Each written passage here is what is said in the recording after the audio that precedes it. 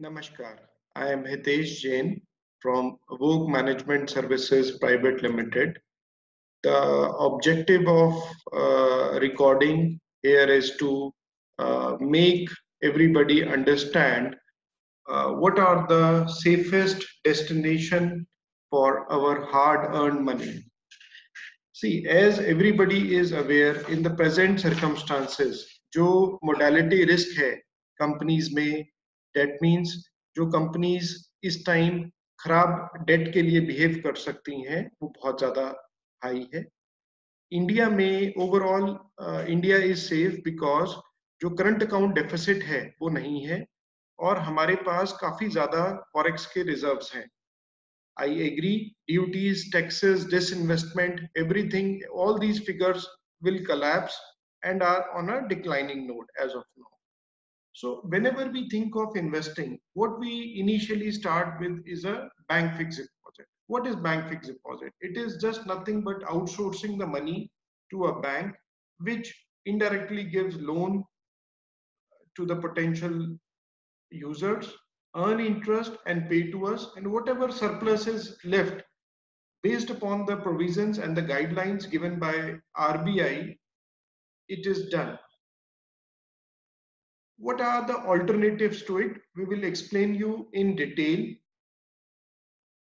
One of the alternative for investment is mutual fund, that too particularly debt mutual fund that comprises ये जो पैसा लगता है, you need to first of all understand what exactly debt mutual funds are. जिस तरह हम अपने bank को फिक्स डिपॉजिट के लिए पैसा देते हैं, इसी तरह यहाँ हम वही पैसा म्यूचुअल फंड को आउटसोर्स कर रहे हैं, जो हमारे बिहाफ पर जो प्रोफेशनल फंड मैनेजर्स हैं, स्कीम के ऑब्जेक्टिव्स के हिसाब से उसमें इन्वेस्ट करते हैं, निवेश करते हैं. There are different sorts of schemes, different mandates to us. What we are going to take is not a generic thing, but very, very specific, जहां पूरा security है, और I'll explain in detail why it is secure and how you should take it going forward. Let us try to understand pros and cons of each of this, that is bank fixed deposit, vis-a-vis government securities या banking fund. First of all, you should be clear what we are discussing. इसमें equity यानी कि share बाजार से कोई भी चीज जुड़ी नहीं हुई. Bank fixed deposit, most of us are already familiar. This is the most common instrument available in the market, which everybody has investments to or have heard to. They are the safest, liquid, but the liquidity nowadays comes with a cost. That means each time these banks, if you withdraw before maturity, there are some penal interest which they are being charging, which is very clearly stated on the respective websites of those companies, for which we have created a link and given. SBI up to 5 crores, it is charging 0.5% penalty. Beyond 5 crores, it is about 1% penalty. Similarly, HDFC also above 5 crore, there is a 1% penalty.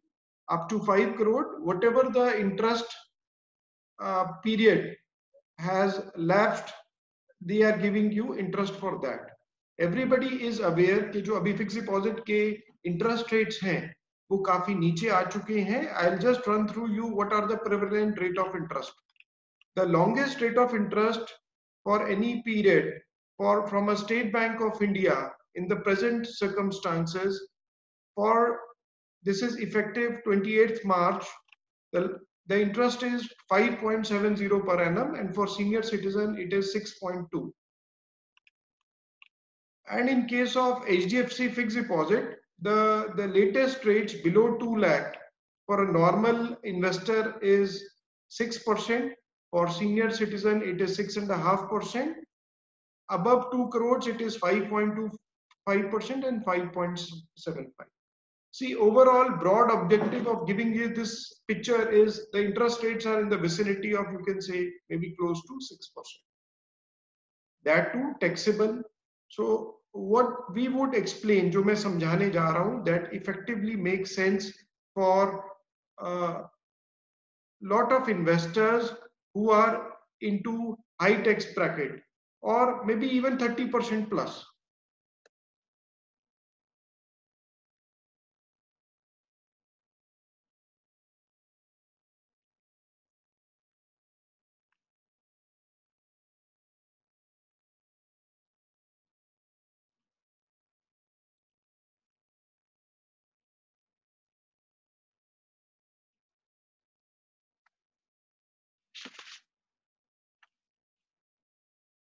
Okay.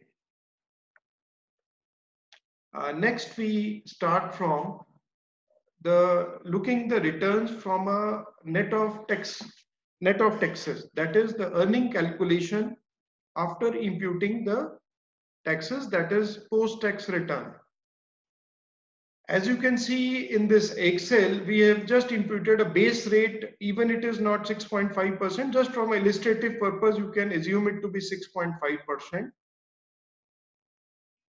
A person is paying 30% plus surcharge tax. So net return to net return आ रही है investor को, that is close to 4.56%.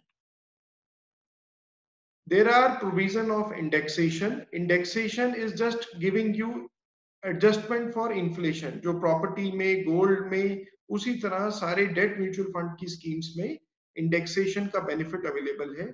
That means अगर आप 3 साल पैसा date of investment से रखते हैं तो आपको indexation का benefit मिलता है. इसमें we have assumed that you have kept the money for 3 years with the respective scheme, and average inflation we have taken about 4%. Putting those figures, after this indexation is done, the interest rate effective return, even after paying a little tax to Government of India, comes to about 5.99%.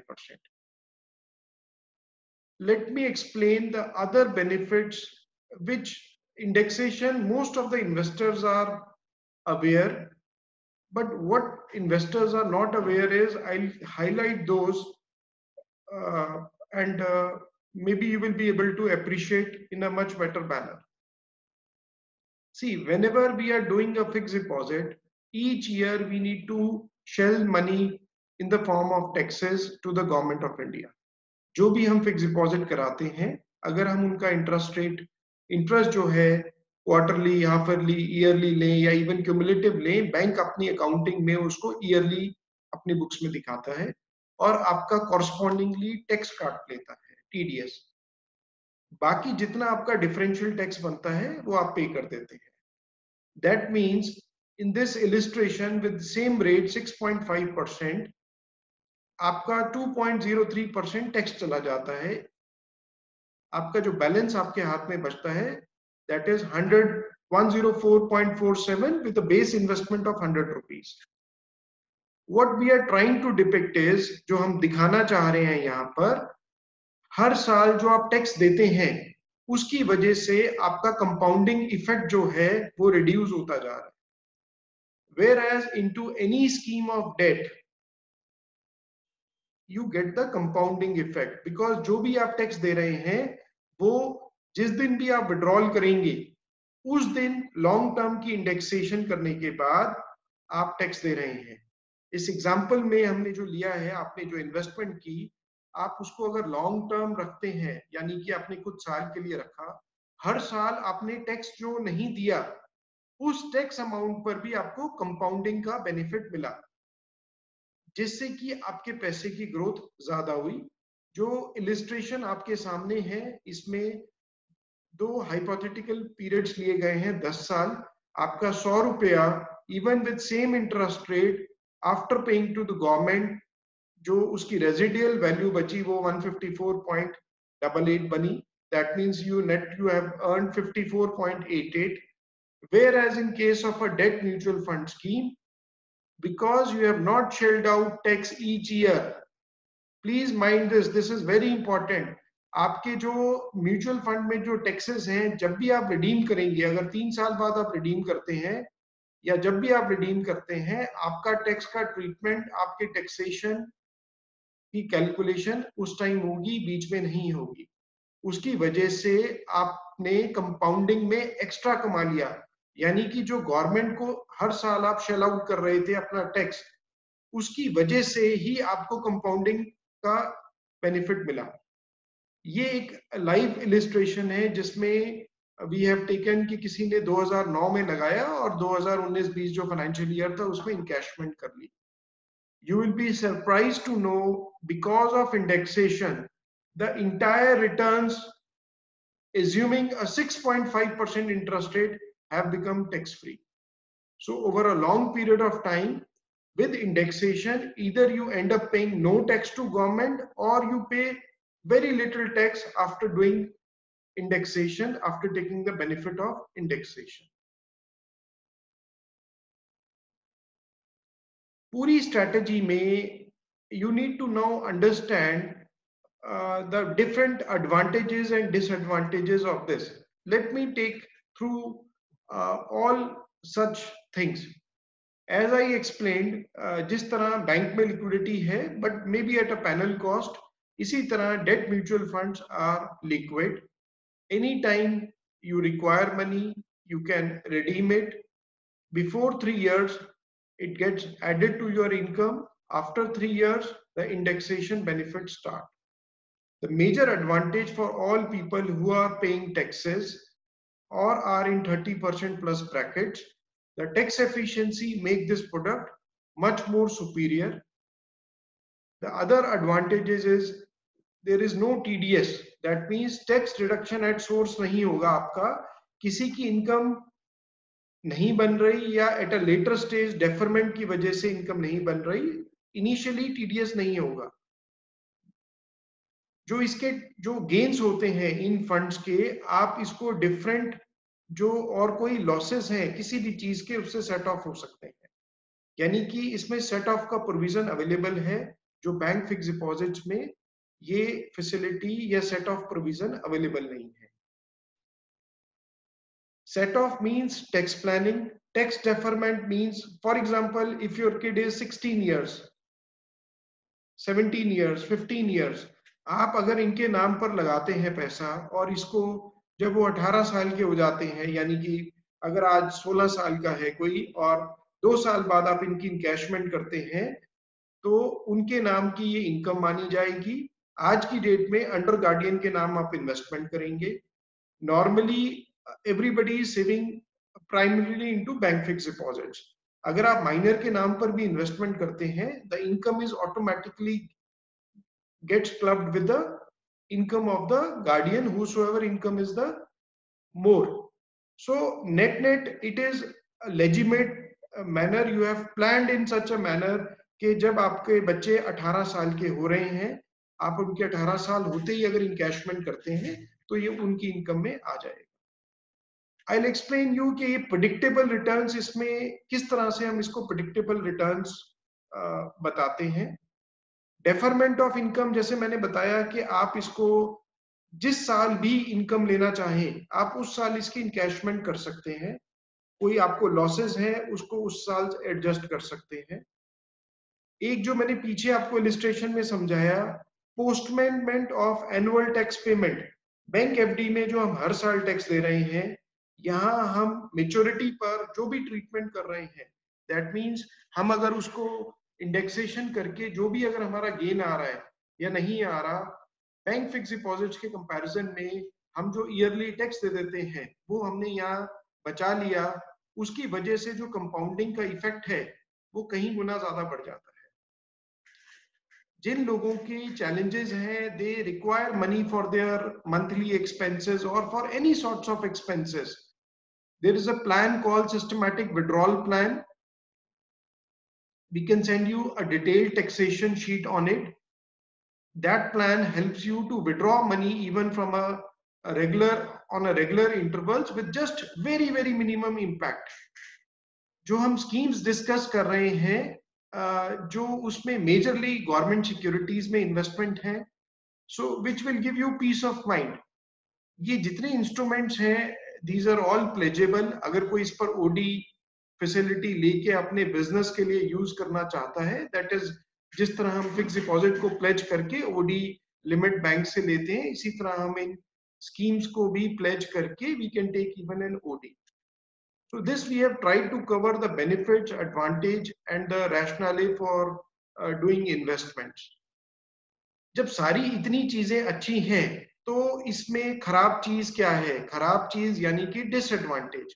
अगर आप इसकी disadvantage पर आपने इसको समझ लिया तो आप इस स्कीम्स में या इस तरह की स्कीम्स में बहुत ज्यादा पैसे बना सकते हैं। इन स्कीम्स का एक ही डिसएडवांटेज है जिससे इन्वेस्टर घबरा जाता है, और मैं अगले 10 मिनट में आपको कोशिश करूंगा इसको आपको समझाना कि इसमें जो डिसएडवांटेज है वो आप अपने लिए किस तरह उसको favourable, once you understand this you will be able to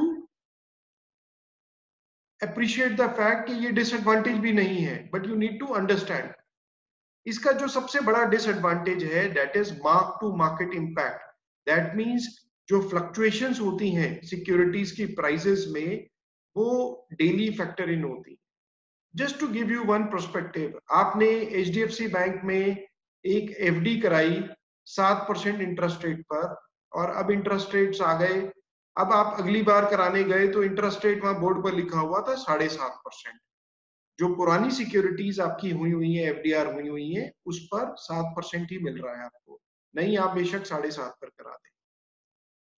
mutual funds में या जो डेट स्कीम्स हैं, गवर्नमेंट स्कीम्स हैं, जो पुरानी सिक्योरिटीज होती हैं उनकी mark to market valuation daily आती है, जिसकी वजह से उसमें फ्लक्चुएशंस रहती है। मैं इसको बहुत डिटेल में आपको समझाऊंगा जिससे कि आपको पूरा बिल्कुल क्लियर हो जाएगा। पहले हम आपके साथ चलते हैं ये देखने के लिए कि ये इस तरह की स्कीम्स इन्वेस्टमेंट कहाँ करती हैं। So let me share the portfolio of schemes which are investing into this category. So this is the portfolio of one of the very specific schemes। जैसे कि आप देख रहे हैं इसमें जो सारी इन्वेस्टमेंट्स हैं गवर्नमेंट सिक्योरिटीज में है। गवर्नमेंट ऑफ इंडिया की जो सिक्योरिटीज हैं दे आर सोवरेन। सोवरेन का मतलब होता है जो हमारी करेंसी है, जो उसकी वैल्यू है दैट इज सोवरेन, मतलब दैट इज द सेफेस्ट। आपका ये इंस्ट्रूमेंट आपके बिहाफ पर उस पर्टिकुलर म्यूचुअल फंड ने या उस पर्टिकुलर डेट फंड मैनेजर ने गवर्नमेंट सिक्योरिटीज में चूज करके लगाया है। सारे स्कीम्स इस तरह की सिक्योरिटीज में नहीं लगाते। There are very specific schemes जो इस तरह की सिक्योरिटीज में लगाते हैं। जस्ट इलिस्ट्रेशन के लिए मैं आपको और डिटेल में समझाता हूं। ये डिफरेंट सिक्योरिटीज हैं जिसमें पैसा लगा हुआ है 7.26%, 6.79%। फर्दर इसको और डिटेल समझते हैं दूसरे पोर्टफोलियोज में। ये जैसे 7.57 सिक्योरिटी है 2033, दैट मींस ये जो सिक्योरिटी है 2033 में मैच्योर होगी, तब तक 7.57% इंटरेस्ट हर साल पे करेगी। दूसरी सिक्योरिटी जो है ये 2028 में पे करेगी, मेच्योरिटी, इंटरेस्ट 7.17 रहेगा। गवर्नमेंट ऑफ इंडिया ये सिक्योरिटीज लगातार इशू करती रहती है जिसको ज्यादातर बैंक्स, इंस्टीट्यूशनल इन्वेस्टर्स सब्सक्राइब करते हैं। आप पोर्टफोलियो देख के आपको एक अंदाजा लग गया होगा कि किस तरह की सिक्योरिटीज में इन्वेस्टमेंट होता है, निवेश होता है। जब भी हम इन तरह की सिक्योरिटीज में इन्वेस्ट करते हैं हमारे पास दो चीजें होती हैं जहां से हमारी कमाई हो सकती है। जब पोर्टफोलियो बनता है वो एक उसमें कूपन होता है जिसे हम पोर्टफोलियो की यील्ड बोलते हैं। जिस तरह हम बैंक फिक्स डिपॉजिट में आज की डेट में इन्वेस्टमेंट कर रहे हैं तो आपको कूपन जो है आपका 6.25%, 6.25, 6.25, डिपेंडिंग अपॉन द सर्कमस्टांसेस। जो बढ़िया बैंक हैं जिस तरह एचडीएफसी बैंक, स्टेट बैंक, उनकी बात डिस्कशन कर रहे हैं। Maybe we can take cases where IDFC bank और यस बैंक जो बैंक्स ऑफर कर रहे हैं उनमें क्या रिस्क है, we can debate that in a later manner. But just from understanding perspective State Bank of India, HDFC bank के साथ हमने कंपैरिजन किया है। ज्यादातर डिपॉजिट्स और पैसा वहीं है। जिन ये सिक्योरिटीज जो हैं वो जो हमारा उसमें पोर्टफोलियो में जो गेन आ रहा है वो प्रीडोमिनेंटली दो चीजों से आता है। One is the accrued interest. Accrued interest means जो ईयरली हमें कूपन मिल रहा है। हर सिक्योरिटी का आपको, जिस तरह अपनी आपको फिक्स डिपॉजिट का कूपन आपको पहले ही पता चल जाता है, इसी तरह फंड में जो भी इन्वेस्टमेंट्स हैं उसका कूपन पहले ही डिक्लेयर्ड होता है। जब आपने पहले देखा होगा कि जो आपके इंटरेस्ट रेट्स थे कुछ साल पहले वो ज्यादा थे, अब कम आ गए। इसका जो इंटरेस्ट रेट कम होने का बेनिफिट है वो बैंक फिक्स डिपॉजिट में बैंक एब्जॉर्ब कर लेता है। इसी तरह जो म्यूचुअल फंड्स में सारा बेनिफिट और सारा मार्क टू मार्क वो इन्वेस्टर का होता है। ये डेट फंड्स जो हैं they are just a pass through vehicle, they work on a fees. I will further explain that. अभी पहले आप ये समझ लीजिए इसके जो मार्क टू मार्केट इम्पैक्ट, यानी कि जो इसकी डेली प्राइस आती है वो कैसे कैलकुलेट होती है। जैसे इन सिक्योरिटीज में मेजर इनकम जो है एक्रूड इंटरेस्ट की होती है, जो कूपन की होती है, जो आना ही आना है। जैसे मैंने आपको बताया 6.57% गवर्नमेंट सिक्योरिटी 2033 में मेच्योर हो रही है, तो दैट मीन 6.57% इंटरेस्ट उसको आना ही आना है। दूसरा इसमें जो चीज रहती है, जो ये सिक्योरिटीज की वैल्यू है, ये हर दिन चेंज होती रहती हैं because of the interest rate movement. Interest rate movement की वजह से इन सिक्योरिटीज की वैल्यू ऊपर नीचे चेंज होती हैं। आई फर्दर एक्सप्लेन यू ये वैल्यूज चेंज कैसे होती है। किसी भी सिक्योरिटी के डिफॉल्ट को मार्केट रिस्क कहा जाता है। जिस तरह आजकल काफी चर्चा है डिफरेंट स्कीम्स की, फ्रैंकलिन टेम्पल्टन म्यूचुअल फंड की डेट स्कीम्स की, उनमें से कुछ पीछे डिफॉल्ट हुए, कुछ कंपनीज डिफॉल्ट की कतार में है। That I will explain you in a separate what was Templeton, उन्होंने किस तरह के निवेश किए थे। बट यहाँ मैं जो समझाना चाह रहा हूँ, आपका पैसा गवर्नमेंट सिक्योरिटीज या ट्रिपल ए बैंक बॉन्ड्स में या ट्रिपल ए कंपनीज में इन्वेस्टेड है। जो गवर्नमेंट सिक्योरिटीज में इन्वेस्टमेंट है उनमें कोई तरह का डिफॉल्ट का रिस्क नहीं है। That means government of India is going to be, it has the sovereign rating with it and it is not going to default. तो आप निश्चिंत हो जाइए कि आपका जो क्रेडिट रिस्क है, जो इसमें डिफॉल्ट रिस्क है, दैट इज जीरो। इनमें जो मार्क टू मार्केट यानी कि इंटरेस्ट रेट ऊपर नीचे जाने से जो फ्लक्चुएशंस होती हैं वो आपको समझना बहुत जरूरी है। That is only the disadvantage, जो लोग समझ नहीं पाते डिटेल में, ना उनको कोई समझाता है ना वो समझ पाते हैं। But we are trying here to attempt and probably with this little video you will be able to at least understand कुछ चीजें। बाकी चीजें हम 1-to-1 बेसिस पर आप सभी को फिर डिटेल में समझा सकते हैं और आपके क्वेश्चंस जो हैं इसके साथ ले सकते हैं। अभी जो हम कवर करने जा रहे हैं कि इंटरेस्ट रेट मूवमेंट की वजह से हमारी जो सिक्योरिटी है उसकी वैल्यूएशन पर कैसे फर्क पड़ता है। जैसे मैंने आपको इलिस्ट्रेशन के लिए बताया, एक सिक्योरिटी है गवर्नमेंट की जो 2029 में मैच्योर होगी, 6.45% इंटरेस्ट आएगा, यानी कि हर साल हमें 1 लाख रुपए पर 6450 रुपए इंटरेस्ट उसका मिल रहा है पूरे साल में, 537 रुपीज पर मंथ, ये तो फिक्स्ड हो गया।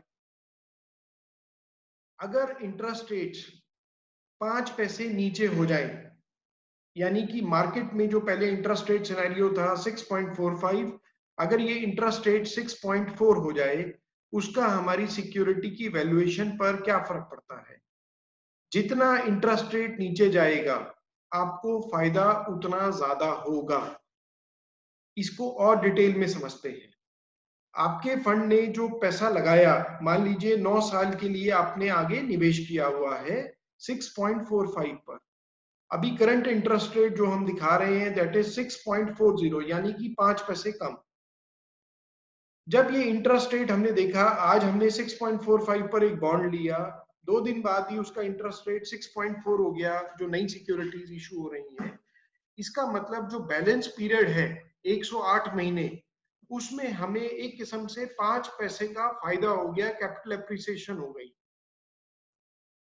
क्योंकि प्रिवेलेंट रेट गिर के 6.40 हो गए, हमने 6.45 का लिया था। जब इसको मॉनेटरी वैल्यूज में कैलकुलेट करके ट्रेडिंग के प्रोस्पेक्टिव से जो वैल्यू निकाली जाती है, तो उसमें अगले 9 साल का 5 पैसे का गेन भी उस सिक्योरिटीज में बिल्ट हो जाता है। यानी कि 5 पैसे को जब हमने 108 महीनों से मल्टीप्लाई किया तो ये 450 रुपए आ गया। दैट मीन सिर्फ 5 पैसे की इंटरेस्ट रेट रिडक्शन से अगर हमारी स्कीम ने 537 रुपए 50 पैसे एक महीने में ब्याज कमाया था, 450 रुपए का मुनाफा हो गया सिर्फ इंटरेस्ट रेट 5 पैसे की रिडक्शन से। महीने के बाद उसकी वैल्यू हो गई, इसको दोनों को हम जोड़ते हैं तो 987 रुपीज का हमें गेन हो गया। यानी कि इंटरेस्ट रेट गिरने की वजह से हमें बेनिफिट हो गया। इसी तरह इसका रिवर्स कैलकुलेशन है कि अगर इंटरेस्ट रेट्स बढ़ जाते हैं इकोनॉमी में तो उसका क्या इंपैक्ट होता है। अब ये मान के चलिए कि जो आपने 6.45 की चीज ली थी वो अभी 6.55 हो गई है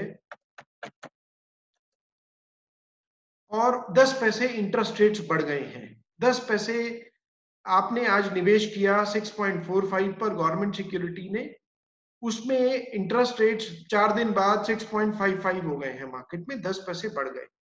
आपके पास पुरानी सिक्योरिटी में सेम ब्याज आता रहेगा यानी कि 537 रुपीज 50 पैसा, बट जो उसकी वैल्यूएशन है मार्केट में वो 10 पैसे की जो एडजस्टमेंट है वो बढ़ने की वजह से 900 रुपए का आपको मार्क टू मार्क करने की वजह से नुकसान आएगा। तो आपका इसमें आपने कमाया 537 रुपए, आपने शॉर्ट रन में क्योंकि इंटरेस्ट रेट्स बढ़ गए 5 पैसे 10 पैसे, इस केस में हमने 10 पैसे का एग्जम्पशन दिया है तो आपको 900 रुपए का घाटा हो गया। ये घाटा नोशनल घाटा है, ये घाटा इंटरेस्ट रेट की मूवमेंट करने की ऊपर नीचे वजह की वजह से घाटा। अब ओवरऑल जैसे इसको एक बारी फिर से कैलकुलेशन को समझते हैं। जब हमने कोई सिक्योरिटीज में इन्वेस्ट करा, हमारा कुछ पैसा जो लगा 6.45 इंटरेस्ट पर, दैट मीन्स वो तो हमें आना ही आना है। इसकी वैल्यूएशन डेली बेसिस पर होती है, उसमें इंटरेस्ट रेट अगर बढ़ता है तो उसका इंपैक्ट आता है पॉजिटिव, अगर इंटरेस्ट रेट घटता है तो उसका इंपैक्ट आता है नेगेटिव। इसकी वजह से जो मार्क टू मार्केट वैल्यूएशंस में हमें अपनी एनएवी कैलकुलेशंस में डेली का कैपिटल लॉस या कैपिटल गेन इनबिल्ट होता रहता है। काफी इन्वेस्टर्स को हमने पिछले 5 साल में गवर्नमेंट ऑफ इंडिया के टैक्स फ्री बॉन्ड दिलवाए थे। उनको याद होगा जब उन्होंने वो बॉन्ड 10 साल 15 साल 20 साल के लिए लिए, इंटरेस्ट रेट्स उनको इंटरेस्ट हर साल आ रहा है आज भी। इंटरेस्ट रेट्स आने के बावजूद उनकी सिक्योरिटीज की जो वैल्यूएशंस है वो बहुत ऊपर है, 20-20% ऊपर है। वो इस वजह से है जो ये ऊपर का मैंने इलिस्ट्रेशन एक्सप्लेन किया, जिसमें पार्ट 1 में उनको इंटरेस्ट रेट हर साल जो भी कंट्रैक्टेड था वो आ रहा है, इंटरेस्ट रेट गिरने की वजह से मार्केट में उनको उस पैसे की ज्यादा रियलाइजेशन हो रही। ओवरऑल जितना सिक्योरिटी लंबी होगी उतना फ्लक्चुएशंस इस पीरियड में कैपिटल एप्रिसिएशन में ज्यादा आएंगी। यहां हमने एग्जांपल देखा कि हमने जो सिक्योरिटी ली थी वो 9 साल की पीरियड की ली थी, जैसे 12 इंटू 9 108 महीने। अब हम सिंपल एज्यूम कर लेते हैं वो हमने सिक्योरिटी 12 महीने की ली, यानी कि हमने जो आगे इन्वेस्ट किया गवर्नमेंट सिक्योरिटीज में या हमारे फंड ने जो इन्वेस्ट किया वो 9 साल ना करते हुए 12 महीने के लिए हमने सिर्फ इन्वेस्ट किया। जब हम इस मंथ को 12 महीने चेंज करते हैं तो जो एप्रिसिएशन हुआ पीछे वो सिर्फ 50 रुपए का हुआ। इंटरेस्ट रेट वही आ रहा है क्योंकि अब सिक्योरिटी की वैल्यू 12 महीने में ही हमें बेनिफिट मिलना है, 50 रुपए बढ़ी। सिमिलरली इंटरेस्ट रेट घटने का जो इंपैक्ट था वो सिर्फ 100 रुपए रह गया। दैट मीन्स इसे बोलते हैं फंड की मेच्योरिटी और टेक्निकल भाषा में उसे बोलते हैं ड्यूरेशन। इसको बिल्कुल सिंपल तरीके से अगर आप समझना चाहते हैं, आपकी पैसे जो आगे इन्वेस्ट होते हैं वो गवर्नमेंट सिक्योरिटीज में इन्वेस्ट हुए, जैसे कि मैंने आपको पोर्टफोलियो में दिखाया। आपका एक पार्ट इसमें इनकम का जो है coupon that is the annual interest rate. जो भी इंटरेस्ट सिक्योरिटी का आ रहा है वो आपको आता रहेगा। इंटरेस्ट रेट मूवमेंट से कैपिटल लॉस या कैपिटल गेन कैलकुलेट होता है, जो डेली बेसिस पर इंटरेस्ट रेट की मूवमेंट के हिसाब से ऊपर और नीचे रहता है। ज्यादातर जो पीछे जो ट्रेंड है डिफरेंट सालों में, इंटरेस्ट रेट्स का जो यहाँ से ट्रेंड है अब आगे के लिए, वो डिक्लाइनिंग इंटरेस्ट रेट ट्रेंड है ब्रॉड बेस पर। जो बाहर की इकोनॉमीज हैं, जापान, यूरोप, आप लोगों ने सभी जगह देखा होगा, इवन अब अमेरिका में भी इंटरेस्ट रेट्स बहुत नीचे आ गए हैं। अगर हम एक ब्रॉड डायरेक्शनल कॉल लें, अगले 10 दिन 30 दिन की कॉल नहीं ले रहे हैं हम, यहाँ से कुछ पीरियड बाद अगर इंटरेस्ट रेट्स नीचे जाते हैं तो हमें मुनाफा ज्यादा आ सकता है। इन एनुअल इनकम के साथ we can enjoy capital appreciation in bonds की वैल्यूएशंस में। जो लोगों के पास टैक्स फ्री बॉन्ड्स, जो हमने बहुत ज्यादा लोगों को इसकी मार्केटिंग की थी, समझाया था, ज्यादा लंबी ड्यूरेशन के और अवधि के दिए थे, they will be able to correlate much faster कि इंटरेस्ट रेट नीचे गिरने से बॉन्ड की प्राइसेस की वैल्यूएशन किस तरह बढ़ती है। You will be surprised to know, despite interest rates moving up and down on daily basis, जो गवर्नमेंट सिक्योरिटीज की यील्ड है वो किस तरह से ऊपर नीचे होती है। अब मैं आपको एग्जांपल के तौर पर, ये लाइव डाटा है एक पर्टिकुलर स्कीम का। हमने इस तरह की सिक्योरिटीज में अगर एक नॉर्मल इन्वेस्टमेंट की होती, यानी कि नॉर्मल, पहले हम सिप को देख रहे हैं, SIP is nothing but a regular investment option, जिससे हम हर महीने एक पर्टिकुलर अमाउंट जो हमने चूज किया है हम उसको डाल रहे हैं। पहले हम सिप की इन्वेस्टमेंट्स को देखेंगे, then we will consider the lump sum investments also, and then we will guide you what you should do in the present circumstances.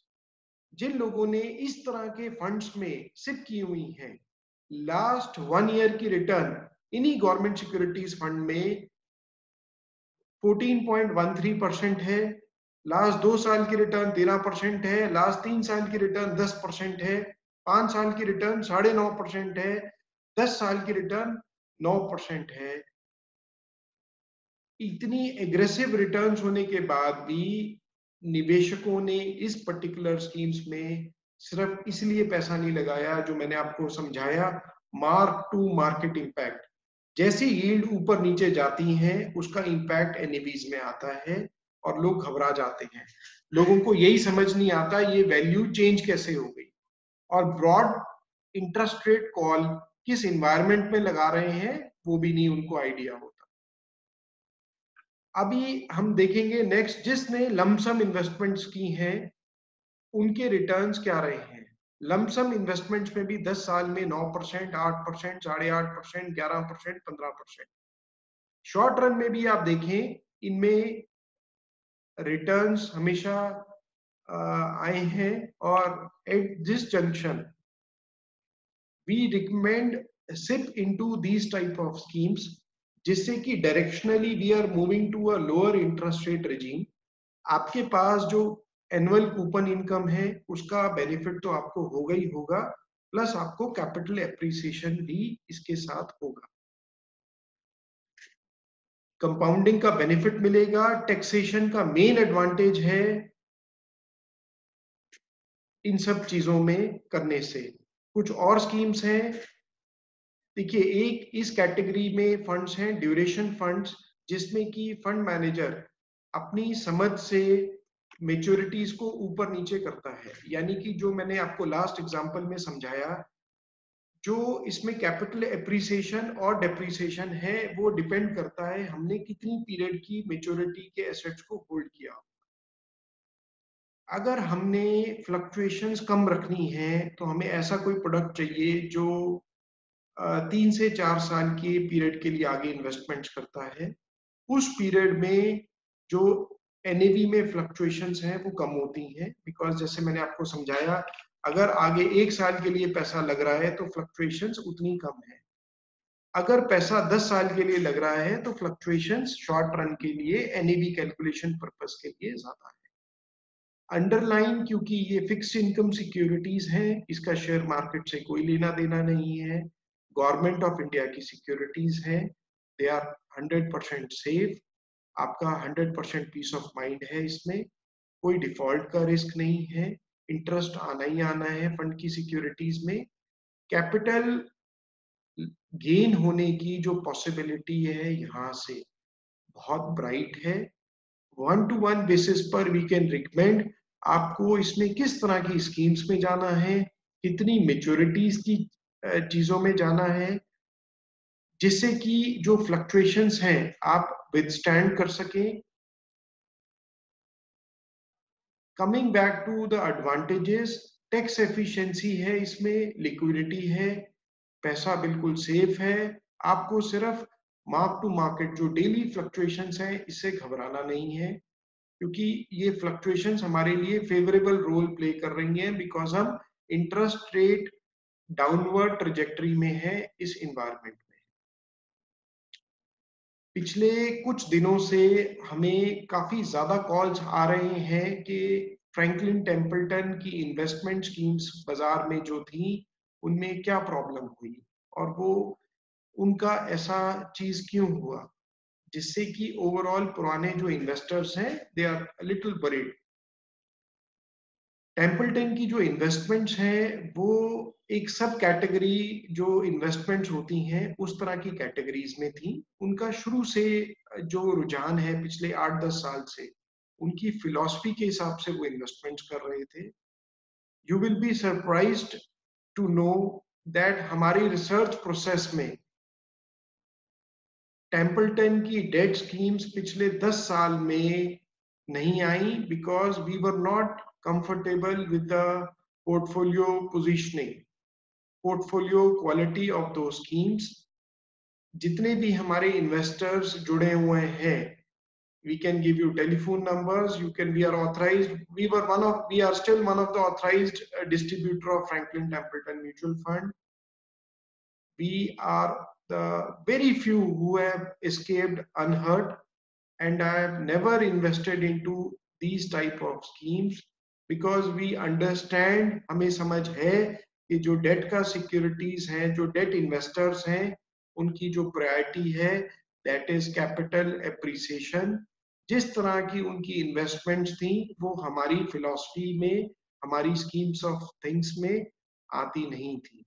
अभी मैं आपको अपनी कंपनी के बारे में और अपने बारे में थोड़ा सा और बता देता हूँ। I am Hitesh Jain. We are into this business for practically about last 20 to 25 years. See, as of now, there are different things which are there. 2013 से direct investors, direct asset option, mutual funds में दो तरह की options हैं, one is for which is called direct, one is called regular plan. We are dealing with the regular plan. What remuneration we are getting is disclosed on our website. Different schemes में different remuneration है। Regular plan में हमें जो commission आती है वो हमें mutual fund से आती है। We are not charging anything from investors at this stage. जो डायरेक्ट प्लान है, डायरेक्ट प्लान में investors have to do their own research, they have to buy things on their own. I don't think Indian investor is capable of understanding even debt, what to talk about equity. The saviest of the investors have burnt their hands into Franklin Templeton episode. Neither people fail to understand what is duration, what is the benefit of having good securities in a portfolio. Things look easy on the face of it. It is just not about scheme. It is interpretation of the data. Information is freely available on websites. It is information, how you have to use that information in your advantage. Moreover, it is a interpretation of the data. We have dedicated research team. We have about 4 or 5 chartered accountants who are involved with us on a full-time basis in our different assignments. which are also a part of the research. So we do our own research and choose schemes which are appropriate for our investors. We are currently operating all things on an online mode. That means we have the capacity to cater to pan world and pan India investors. We would be doing such more events or webinars in due course of time, just to educate more of you and to understand you. Probably you need to have somebody who can manage your emotions. See, 50% is the scheme, the choices, depending upon your requirements, and 50% is managing the clients, their aspirations, their emotions. So we at this stage are very comfortable with whatever is happening in the debt market, and we feel we can make substantial money despite the challenging environment in this market and in this present scenario. You can contact us over WhatsApp. We could further explain. This was just a broad presentation of the facts. Maybe if you have even understood a partial of those things, it will be really beneficial to you. And rest, all these solutions are tailor-made depending upon individual's requirement. And I'll reiterate, there are uh, more advantages to these type of schemes. Only you need to understand the mark to market impact. If you are able to understand from us further in detail the mark to market impact, you will close all your fixed deposits and move to these type of securities. Thank you for patiently hearing me.